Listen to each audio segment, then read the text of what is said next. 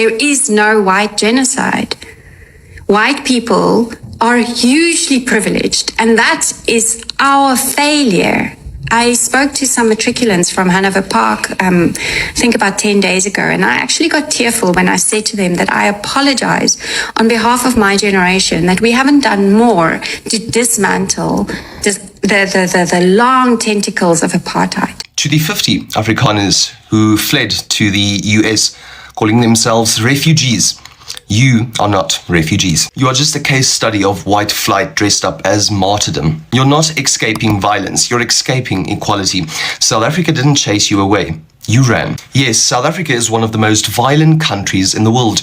Yes, brutality exists. But let's be honest, violence affects all communities, not just white farmers. Black, colored, Indian, and yes, white people are all targets of a national crime crisis. What we have is a breakdown in safety, not a white genocide. This is not ethnic cleansing, it's criminal collapse, and running to the US won't fix it. You are part of a 7% minority, but somehow still manages to control over 70% of the wealth. That is not persecution, that's privilege on a guilt trip. And let's be real, if we tried to relocate just half of the Afrikaans population, it would take decades, billions in logistics, and you'd still end up culturally homeless in a country that don't want your apartheid baggage. You're not brave, you're not victims. You're scared of a world where you don't get to be in charge, and that makes the rest of the Afrikaans community cringe, because you make us look weak. South Africa is broken, and it's our problem to solve. So if you don't have the spine to do so,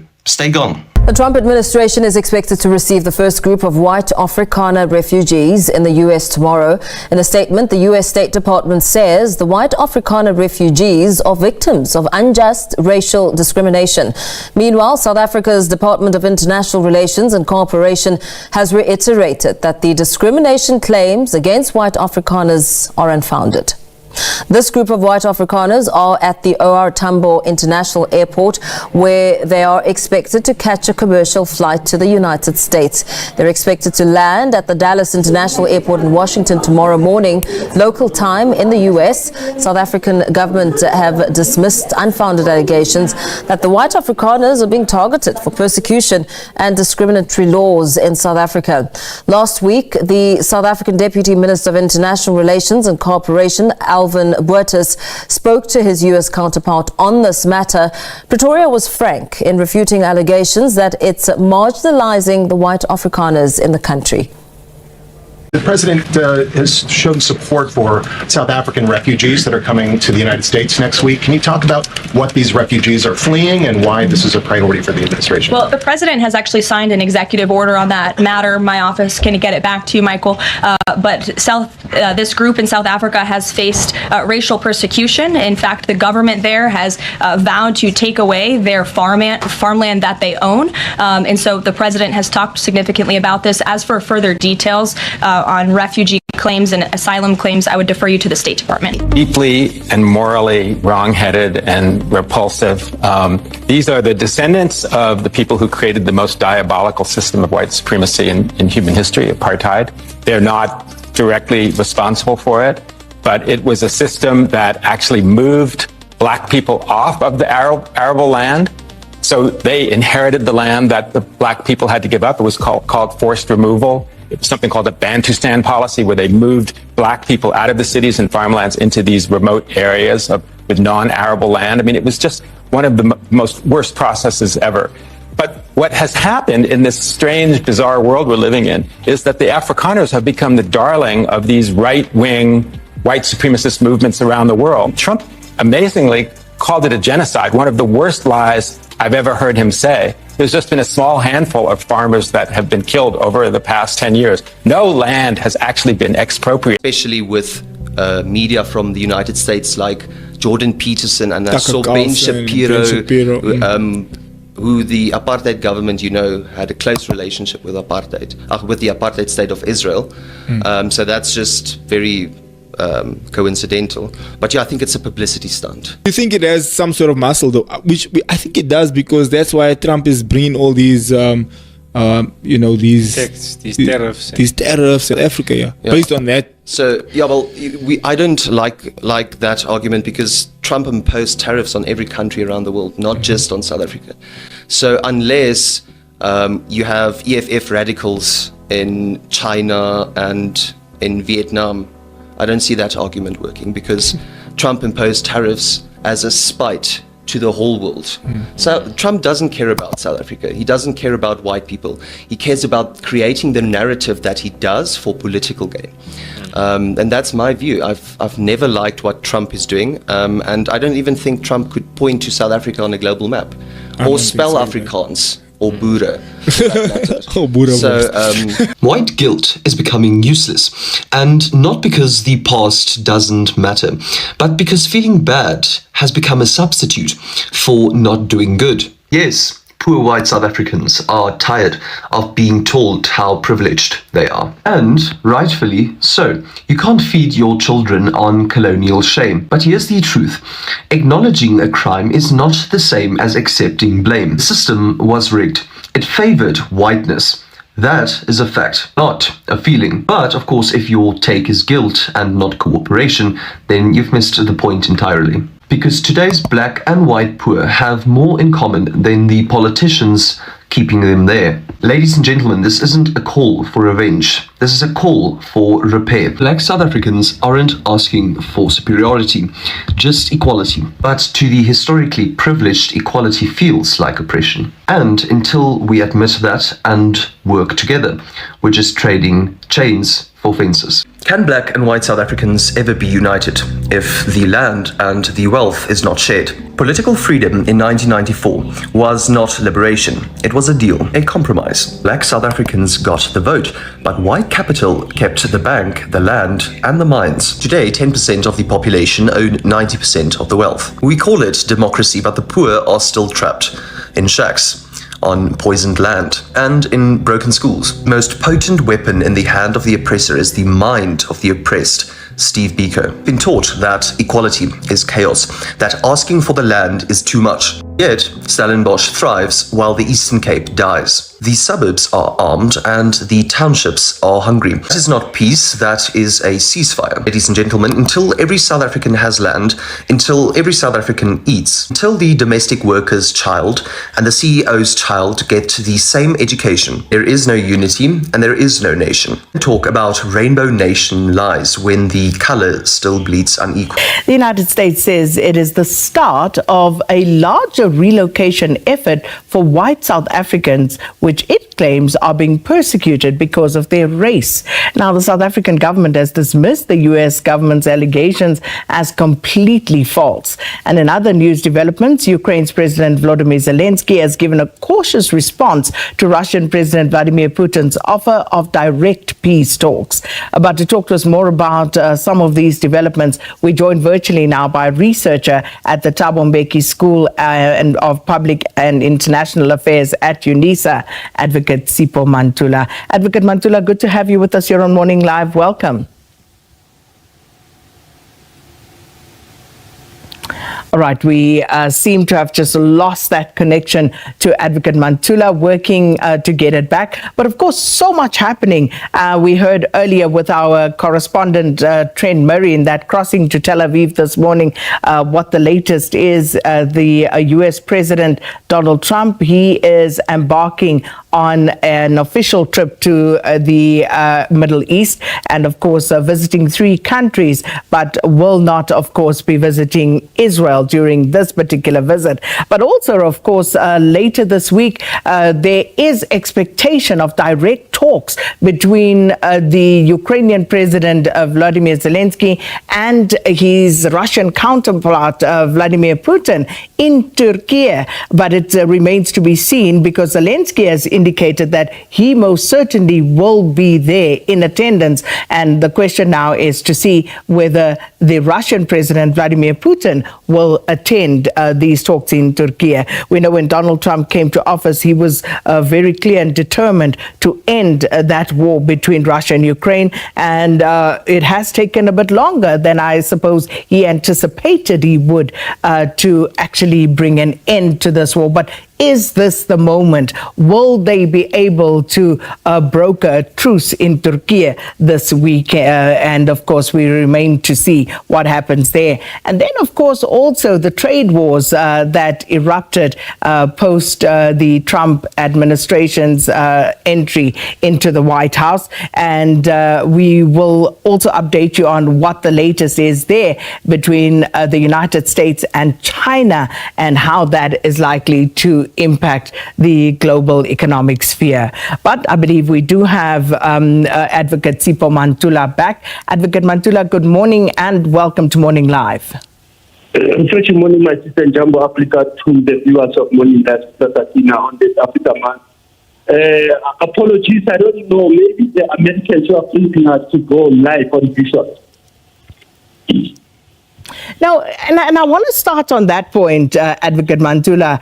We saw a group of Afrikaners rush to the U.S. at a time when the Trump administration has suspended refugee resettlement from everywhere else in the world, and begging the question as to what is the situation with these white South Africans and why are they being prioritized? Sakina, this is shocking, but what we are seeing, it is the implementation of the executive order of February the 7th of 2025.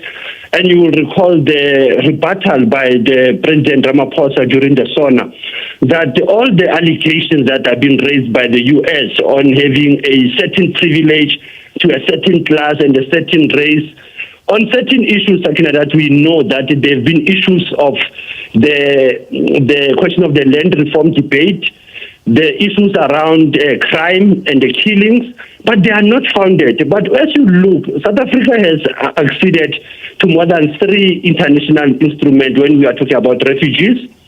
We have our Refugee Act of 1998, where there is actually what we'll call abusive application of asylum seekers. And that's what we are seeing now with this move of the 49 white South Africans who are becoming delinquents, by the way, because when you look at the Refugee Act, there must be some threat, there must be some fear, there must be some prejudice. But if you look 31 years later in this country, South Africans are the one who have been bearing this brand. I don't think this will actually sound very well when we look at the geopolitics between South Africa and U.S. We have seen our Deputy Minister of Foreign Affairs, Alvin Botes, on Friday, trying, or what I'll call trying to massage Americans on trying to re-educate them on the refugee laws and how do we treat this matter. Some of us, again, we have said maybe this issue of the white Afrikaner fears should have been ventilated at the delayed national dialogue. Probably President Ramaphosa delayed this national dialogue. We should have dealt with these fears and uncertainties of the white communities. And the point you touch on there, Advocate Mantula, about the Refugee Act, because who is a refugee and under which circumstances do this group of South Africans, and of course we are told that there would be more, there would be a bigger group that will follow on this. So when you say there needs to be some repercussions where, how, and by whom? Sakina, it is by the state. Remember, as I said, we are signatories to the 1951 Refugee Act, the 1967 Protocol, and that's where you get this definition. But at the same time, we have Section 22 of our own Constitution and 21, which allows the freedom of movement and the freedom of choice. So there might not be a serious repercussions, but there must be lessons learned in terms of people who have peddled wrong information, claiming that in South Africa there is genocide happening. And that's where, as a state, the issue of the hate crime, the issue around how people peddle wrong information should be dealt with. Hence, I said, if they are raising persecution based on race, religion, nationality, I think South Africa has tried to raise the issue of constitutional democracy. They've tried to raise the issue of our judicial system that is effective, that could have dealt with these issues. But I don't think we should be worried about a tiny minority when you have a lot of people, more than 50 million, 60 million that are suffering, Sakina, and they have not been seeking refugees, even if it is taxed. And we know very well that we are also experiencing refugees from other African countries that we have to deal with. So when you look at this case of the white Afrikaner spheres and their misinterpretation of international law and our own national law, because I think Dirko is correct to be saying that how are you going to justify if you have to return back? Because it seems now you are applying what we call a dual citizenship. So is it clear at this stage, Advocate Mantula, exactly how many Afrikaners have applied or been granted this refugee status? Remember, Sakina, we had the numbers of 150 to 60, but for now you have to go through a vetting process, which is done by our immigration, home affairs, has to be done by our criminal intelligence unit to look at criminal records. But also we have to look at the issues that will mean to then say that if they are applying, are they going to be certain where they are going? Because it seems that they have a special privilege. Trump is busy chasing Africans out of the U.S. and he's allowing a certain class of tourists, by the way, to the U.S. as refugees. And that's how we can say that their numbers will either go high or they will go low, because we know, Sakina, that there are numbers of Afrikaners and white people who are not happy about this move that came out with the executive order of 7 February. And then just moving on to Donald Trump, but in a different context, the U.S. president is embarking on first foreign trip of the second administration, a major trip that is, with a tour of the Middle East. So what is to be expected here, Advocate Mantula? Sakina, remember, this is another replay. In his first Trump administration, 2017, he went to the Gulf. One looks at the Gulf ties between the U.S. But this time, I mean, it's not Tel Aviv, it's not Israel, but he's going to strengthen his efforts with Saudi Arabia on the issues around security, pacifying Iran, going to Qatar, the Doha. We know his interest in the DRC minerals now, as Doha has been one of the mediators. And when you look at United Arab Emirates also, there are issues of economic ties. Sending private planes to pick up 8,000 Caucasian South African refugees when we're kicking people out that are in the middle of their immigration proceedings here in the U.S. now. Literally having people show up for their final steps of their immigration process and having them arrested, detained, and deported. Doesn't make any sense to me unless we built apartheid and now we're refugees. We took the land, we took people's futures, we took their dignity, and now we're being given refuge. What must it feel like to be a person of color, a black person in South Africa, watching my people who broke this country and now run off to claim victimhood somewhere else? We say we're afraid, but we built what we were afraid of. In 1994, we didn't give over power, we just gave over the mess and said, it's your fault, you deal with it now. But our white hands are clean. And now we're fleeing the country, crying reverse racism. So black South Africans, please tell the bad guy right here how it makes you feel. Because this is not right. This is sick. And I don't want to be the perpetrator anymore. To the 50 Afrikaners who fled to the US, calling themselves refugees, you are not refugees. You are just a case study of white flight dressed up as martyrdom. You're not escaping violence, you're escaping equality. South Africa didn't chase you away. You ran. Yes, South Africa is one of the most violent countries in the world. Yes, brutality exists. But let's be honest, violence affects all communities, not just white farmers. Black, colored, Indian, and yes, white people are all targets of a national crime crisis. What we have is a breakdown in safety, not a white genocide. This is not ethnic cleansing, it's criminal collapse, and running to the US won't fix it. You are part of a 7% minority, but somehow still manages to control over 70% of the wealth. That is not persecution, that's privilege on a guilt trip. And let's be real, if we tried to relocate just half of the Afrikaans population, it would take decades, billions in logistics, and you'd still end up culturally homeless in a country that don't want your apartheid baggage. You're not brave, you're not victims. You're scared of a world where you don't get to be in charge, and that makes the rest of the Afrikaans community cringe, because you make us look weak. South Africa is broken, and it's our problem to solve. So if you don't have the spine to do so, stay gone. To all of the South African Afrikaans refugees that are coming to America soon, I just want to let you know, as someone whose wife is Afrikaans, who's been to South Africa multiple times,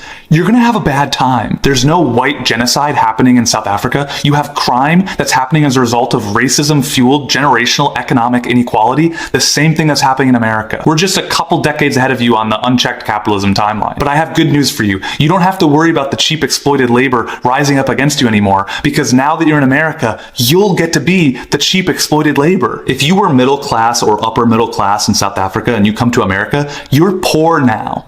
Like really poor. You're not going to have maids and gardeners and personal servants that you can pay $15 a day for. Now you get to be the cheap labor. But by all means, please come to America and experience the American capitalism that Elon Musk's been raving about to you. You'll probably love it. You know, what do I know? There's probably very little chance that you'll end up going back to South Africa in a year or two after realizing how overpriced and fucked up America is. I wouldn't even worry about that as a possibility. And if you think I'm being mean to these people because I think they're a bunch of racist, bigoted colonizers who wish they could go back to apartheid South Africa, it's just because I do think that. But to them, I say, welcome to the American dream. Please let me know when you've woken up from it. I gotta say, it is quite interesting that even their own people are calling out these white South Africans. They're like, you know, the truth is there is no genocide going on in South Africa. This is all propaganda just to make black South Africans look bad. And this is the thing they've always done. They come do the shittiest things to, you know, people's nations, but when accountability comes in, they twist history, they change history and make themselves, you know, look like victims. But when the actual victims come out and speak up, then they are being too much. The same thing black Americans are going through, talking about oppression. People are like, you know, black people are too much about race and oppression. Like, you guys are not oppressed. Here we have a group of people that came as invaders, stole African people's lands, took down people's lives, created systems in South Africa that only benefit them. But now in a time of today when Africans are waking up and, you know, educated, learning their history and claiming what belongs to them, they feel threatened that they have to call accountability a genocide. Make it make sense. But I love that now, since they've been privileged in South Africa, they probably are going to be the cheap labor in America because, I mean, immigrants are being kicked out and these ones are being welcomed. So probably they'll be the cheap labor and take on the jobs that, you know, people of color and these other people that are being kicked out have been, you know, taking on. So probably it's a good deal for them. They're going to enjoy the jobs, the low-level jobs that they were giving the black South Africans in South Africa.